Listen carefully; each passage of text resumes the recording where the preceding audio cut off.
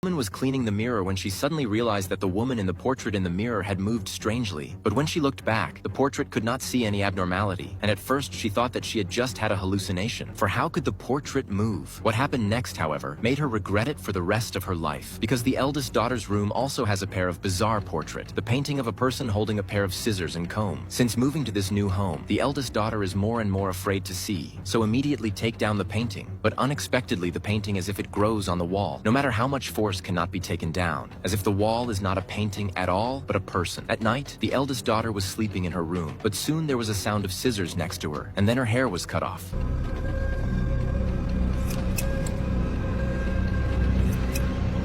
When she woke up the next day, she realized that her long hair had been cut in a messy way, so angry that Anne immediately thought of her naughty sister, so she ran straight to her sister's room to settle the score with her.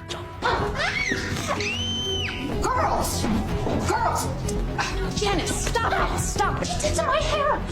However, the weird thing is, her sister has no knowledge of this. She feels innocent because she was in the room last night, did not go anywhere. This matter makes Annie very depressed. Soon the time came to the night. She has just washed her hair, ready to go to bed. But I did not expect to suddenly hear the sound of a scissors. Due to last night's hair was inexplicably cut off. The more she looked at the painting in her room, the more scared she felt. So she directly put a piece of white cloth over the portrait. I did not expect till late at night. That piece of white cloth behind the slowly stretched out a hand and began to cut her hair again. As Anne opened her eyes, the hand also quickly reached back to the white cloth. Looking at her own cut hair, Anne once again remembered her sister. But just as she went out and prepared to teach her sister a lesson, she suddenly stopped because her sister could not come to her room so late. Just as she was puzzled, the white cloth on the painting suddenly moved and vaguely looked as if there was a person standing behind